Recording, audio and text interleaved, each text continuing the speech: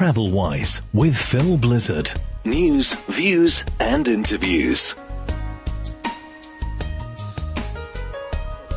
So at one point I had decided that when all of this, my crazy globe trotting is over, I need to go back and do something for Pakistan. And it was with that dream 3-4 years ago, I stepped away from all my industry work and started trying to make a way into Pakistan. And it was not easy because the governments were changing at that point and all. And I've now been very fortunate because I've been on the task force, I've been on the of the Prime Minister, I've been now on the tourism board, the local tourism board, Pakistan Tourism Development Corporation, and I'm now advisor to the Minister of Tourism as well. And that's my way to give back. These are pro bono roles. You know, I don't really get compensated for this, but I get compensated because I feel I'm doing something back. I'm giving back to that country. Doing that, putting so much into your home country. And then COVID-19 comes along, and we're hopefully just a pause for the time being. So let's look at where you are now. Global Tourism Forum, CEO, started at the beginning of the year, so the first quarter has just gone by. Before we look at the current situation, give us a quick overview of the aims of the Global Tourism Forum. Yes. So Global Tourism Forum is an organization which I felt after 3-4 years of almost not working in the corporate world, I was at a point that do I get back to it or do I just continue on my consultancy work and all of that. But this organization really spoke to me and became, when I looked at their agenda and what they are trying to achieve, and because they are all about reshaping economies through tourism. So today in the world, you have a few world tourism organizations. So the highest that most recognizable is UNWTO. Then you have WTTC, World Travel and Tourism Council. That's where people turn to most of the governments for statistics and numbers and so forth. Then you have World Economic Forum.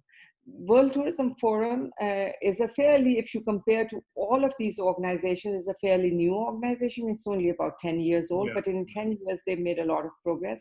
And they've decided, and their mandate is to go to the developing countries, okay?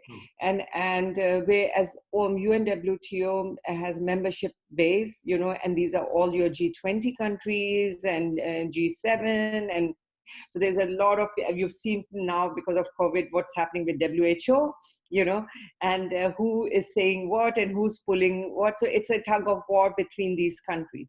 But what was really happening was that it was the poor countries, there was not a lot of focus and penetration. Give us an indication of the countries you're referring to. Africa as a whole, Asia, some parts of Asia as well, South America, so we felt that there's a role to be played in these countries that go create jobs through tourism, let tourism be the catalyst to change the economies. I think you have a phrase which is to bring tourism into every home in terms of that's employment, I suppose. Yes, and I've said that my goal is that that any country that we touch, we want to create a tourism job in every home. And that can directly and indirectly. It's very, very big, but it is doable. And it's to alleviate poverty, to bring in knowledge, hope to those people, reignite the pride into their own homegrown product, which is their country, their nation, through their culture, through the languages they speak. So at the moment, what sort of, from an organization perspective, what sort of message are you putting out as an organization in terms of helping and the messaging going out to these developing countries?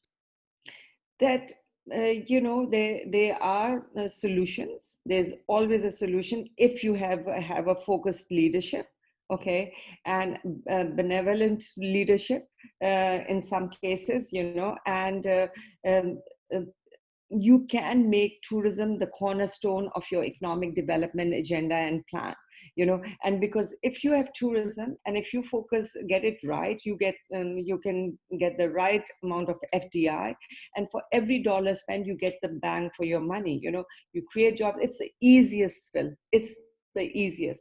And all my life I've lived in UAE, and you don't see poverty in UAE much, Okay. you know.